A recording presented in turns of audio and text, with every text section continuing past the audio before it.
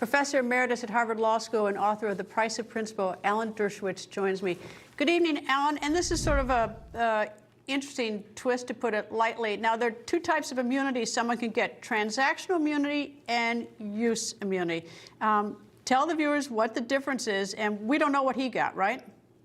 No, and first of all, nobody has ever offered immunity. You're given immunity. You can't reject the offer. It's something you get, and once you get immunity, you no longer have a Fifth Amendment privilege. There are some limitations. Maybe you can argue there's a state prosecution or other federal prosecutions from which you haven't gotten immunity.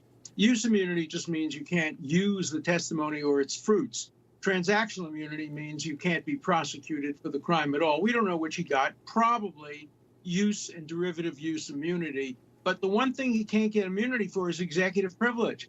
And he will probably now go back and claim executive privilege, and you can't give immunity for that.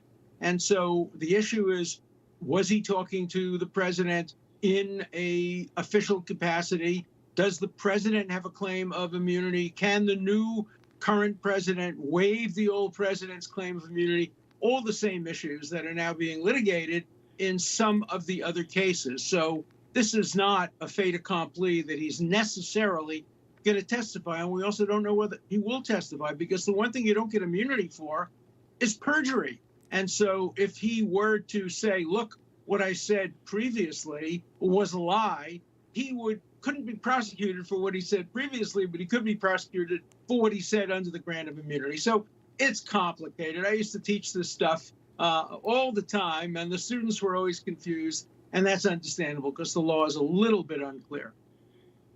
Well, what is it? What do you think that exactly that the prosecution is looking for him? What I think they're trying to do is narrow in on his public statements to the Wall Street Journal, where he said that the president made some public reference to him, that he was declassifying anything. Because the whole business about declassification, I mean, there's no written procedure for any president to do declassification.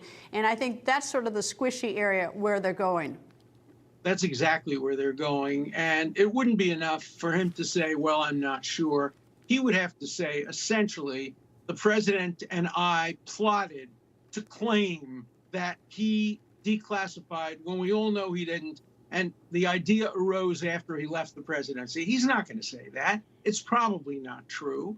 Probably in Trump's mind, he declassified. Whether he communicated that act to his assistants, that remains unclear. And this testimony may help clear that up. But in the end, I do not think he will be prosecuted for that, because it doesn't meet what I call either the Clinton standard or the Nixon standard. The Clinton standard is, why are you going after him for improper use of classified or other material when you didn't go after Clinton? And second, the only way that they ever went after Nixon is when Republicans came and said to Nixon, you have to leave.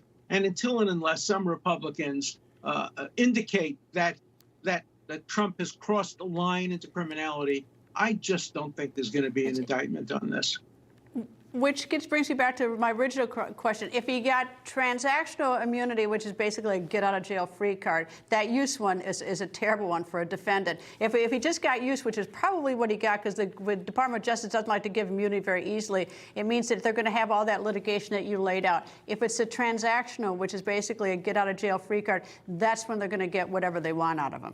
You agree? Yeah, except that sometimes transactional immunity is limited to a particular transaction. And a good lawyer will say, well, but, you know, I could still be incriminated based on another transaction. So when they give transactional immunity, they generally give both transactional use and derivative use immunity. I suspect all they gave here was use, which means derivative use immunity. Not only can't you use the testimony, but any of the fruits of the testimony. But that invites litigations. Oliver North was involved in litigation for a long time, and eventually he won his case when he was given immunity. So when the government gives immunity, it's not a free thing.